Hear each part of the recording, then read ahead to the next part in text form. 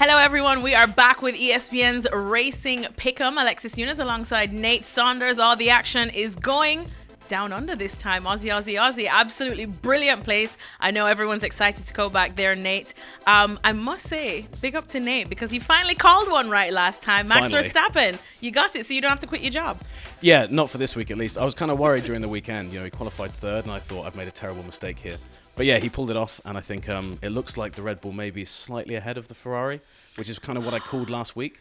And that's not what I called. Exactly, but I think it's super close. So each week we're going to have this kind of fascinating situation where one team maybe slightly has the edge. But what's interesting is we haven't been to Albert Park for 2 years, obviously. It was the race that got cancelled right before COVID Where hit. it all went down. Yeah, everything happened in real time. They've made a few tweaks to the circuit, and it's going to be interesting to see how, A, the new cars are there, but also how that dynamic does play out, because I think in the power bits of the circuit, it looked like Red Bull maybe had the edge in Saudi. But it could all be different this weekend. So I think I'm still going to go for Max this weekend, but it's going to be super tight. What are you saying about my boys at Ferrari then? See, you know, we did question if it was going to last. Yeah, you know I love Ferrari, but right now I think they're just a little bit behind. But what's fascinating with Verstappen and Leclerc is we've seen two incidents where the same battle has effectively played out, where you've had Leclerc ahead and there's been all the mind games around the DRS. Now, there's 4 DRS zones in Australia, 2 detection points, 4 zones.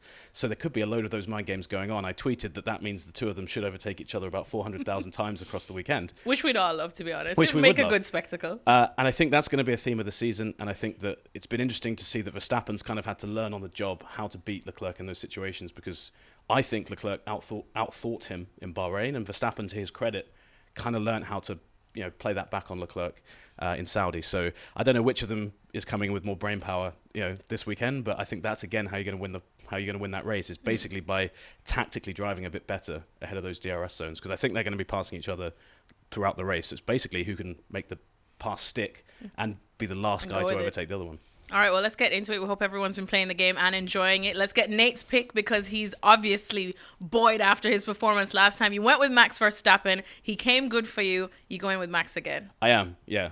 If it ain't broke, don't fix it. I think right now, Max is driving better than we've ever seen him drive, and I think we saw what Lewis brought out of Max last year, and I think Charles Leclerc's doing the same. I really rate Charles Leclerc, but I think that with the Red Bull package and with Max driving how he is, I think it's really difficult to bet against him. I feel like Max almost likes these little added pressures here and there, these little added duels that he has, doesn't he? He thrives on them. He does, and these two guys go way back. They were fighting, in karting. They were kids together, pushing each other off the track. There's a famous video that's gone around of Max complaining and Charles saying it was an incident between the two of them. So this goes back a long way, and they both know each other. And I think the dynamic is very different between Max and Charles compared to Max and Lewis. There was a lot more needle there last year, and we haven't seen them collide yet. So we'll see if that continues. I'm not convinced. We all know that Max sometimes does push the boundaries a bit, but right now it's been a really clean fight. So hopefully, for the sake of the championship, that continues. All right, well, usually the race winner is a harder one to pick, but Nate's picked that pretty easily. So everything else going on, that's kind of hard to pick. So let's start off with the fact that we're in Australia. We're down under. The stage is set for our boy, Danny Ricciardo. He's going home. I guess the only way it could get any better is if they actually had it in Perth instead. But it's there. He's had a big week. He's come up with a decanter that's shaped like a shoe for some shoey wine drinking. I mean, it's funny because I'm tempted to say where on the podium we could see Danny Ricciardo here, but now we've been reduced to just saying, can he just even get some points at home, Nate? Yeah, I think that this is probably not the kind of homecoming that Danny Ricciardo wanted. I'm sure he's delighted the race is back, but McLaren really have been the really disappointing story of the season. We all came into the season thinking that this was going to be the year they were going to challenge for a championship, and they're barely challenging for a place in Q3 from what we've seen so far. And for a team as big as McLaren and with the resources that McLaren have, that's a massive setback. So it's not going to be remedied overnight. McLaren aren't suddenly going to become the third best team or the second best team.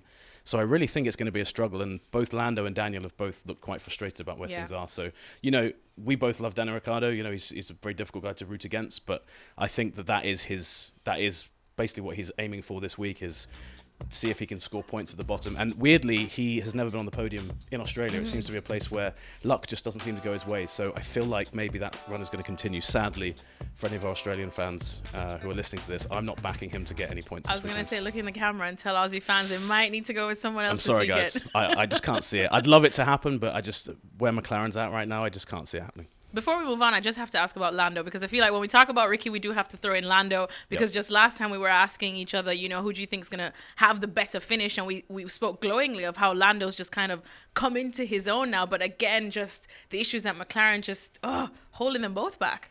Yeah, and what's interesting is before the season, Lando signed a long contract extension with McLaren, which now I think in hindsight, you think maybe he should have waited a little bit to see where McLaren was at, because I'm not sure that's the place you want to be right now, tied down for the long term. Max is tied down for Red Bull for a while, Charles Leclerc's tied down at Ferrari, George Russell's tied down at Mercedes. Maybe Norris didn't have many other places to go, but it seems like maybe he's picked the wrong horse to back. But it's early days in this regulation, but when you're starting so far back as McLaren are right now, it's hard to see how they're going to pick it back up. And I've already noticed with him, you can see when Lando's feeling downbeat about things, and he looks like that already. He looks stressed already. Yeah, and you can kind of read him a bit. And he's still a young man as well, and I think sometimes those frustrations are harder to deal with. So hopefully McLaren can get out of this situation, but the longer it goes on, especially with Lando, you worry if he starts to look around and think maybe my future lies somewhere else. But that's me really getting ahead of myself. I just hope McLaren can sort it out, because whatever's going on there is just so unlike McLaren of the old days. Yeah. And we thought they were better than this now. So we know they're better than this. Yeah. Well, we hoped they were better than this. Maybe we don't know. Yeah. Maybe we don't know anything. Maybe we don't know anything. Well, you do know your race winners, of course. Well, that's for now. For sure. For now. And another thing that we do know is that Daniel Ricciardo, of course, is returning home, and Seb is back. Sebastian Vettel is back again. What can we expect from him? Because, of course, it was we all know with COVID and everything, you never really know what you're getting when you come back. Yeah, it's going to be interesting. And we saw a few of the guys who've had COVID before come back, and it seemed like it seems like they've taken a bit of time to get back to their groove. And I think Vettel, his outlook is similar to the guys at McLaren. Aston Martin's not really in a great place at the moment. Yeah. They haven't really impressed that much. So what's interesting for him, he's not got a contract next year. He's obviously been around for a long time in F1. I think that he's looking at this car. I think he was looking at this whole regulation change and thinking, if we're competitive, I'll stay around. Lawrence Stroll has said, we're going to come back and win championships. But where Aston Martin is right now, they look so far back. So it's really difficult to see where that is. But always great to see Seb back on the grid. And, Hulkenberg came back, and we all love a Hulkenberg return. But it's nice to have a four-time world champion on there. And, it's just easy to forget that Vettel has accomplished what he has in his career when he's at the back of the grid. But, it'll be good to see him back there. It would be good to see him back. I'm sure that will definitely make Lewis Hamilton happy to see him back. We know that those two definitely have mad respect for each other. But let's talk there. Lewis, my man. I'm wearing the line. It put me back a pretty penny. But, I keep maybe naively thinking, surely this is the week they'll get it right, despite what we know we've seen from, say, Ferrari and, of course, Max and Red Bull. But it doesn't seem to be. Yeah, and it says a lot about Mercedes that we consider them being the third quickest car. Pretty bad news. I think that they are quite a long way back, and it's going to be a while until they can move back to the front. What was interesting from Lewis's perspective was we've not really seen him have a bad car for, 9 years now. Yeah. And he was always great at getting good results with bad cars. People have kind of forgotten that about Lewis. He always had the best car in recent memory, and he won races, and people said, well, it's just the car. But Lewis was always good at winning in bad cars. Saudi had a pretty bad weekend, but he was pretty honest about it. I don't think we're going to see that every week. I think Saudi is one of those circuits that Lewis struggles sometimes in Monaco as well. So I think he'll come back strong. And at the moment, really what they're looking to do is just finish 5th and 6th every week behind Ferrari and Red Bull, and hope there's some drama. Which is up ahead. crazy that's what Mercedes is aiming for. And in Bahrain, that kind of worked for them. There was drama ahead. They capitalized on it. They got a podium. But you can't rely on that every week. Yeah. So I think for now, Hamilton's just kind of enjoying driving. He's just got to enjoy driving a car that bounces around like crazy, because at the moment, Mercedes are kind of still in that difficult situation. But yeah, I think things will get better. Mercedes is such a good team. A lot of those guys in the engine side have gone onto the Red Bull project, which is interesting. And I think that whenever you have a great team, you start to lose pieces that made you great. Yeah. And I think that Mercedes are starting to see that now. And I think it's natural that any great team eventually has to step away from the front. And I always thought it would be 4 or 5 years. They kept it going for 8. So, we should have expected this was going to come at some point. But I still think that they, with a good upgrade or two, can get themselves back up there. The question is going to be for Lewis and for George Russell is, when that happens, are they anywhere near the championship fight to make a fight of it? Because the longer this goes on, the further behind they fall in the points race. And ultimately, that's what we'll care about. So. I know, and I mean, Lewis is one thing, but of course, I know that we've been trying to see George Russell on these podiums for so long, and we thought that this was finally that we could actually expect this. But again, obviously, it's a bit difficult to watch too, because we know exactly how good of a driver he is as well. Yeah, and I think Russell's going to really rise to the occasion, being alongside Hamilton. But yeah, he's not really looked phased by being in the Mercedes at all. I wondered if maybe he'd do a bit of a Bottas and struggle to start with, but he's qualified well. He's been racing well. He said he had the most boring race of his career in Saudi because he was just fifth the whole race and didn't really see anyone else. But that's the kind of race that when Lewis is having a bad race, Mercedes really needs him to have.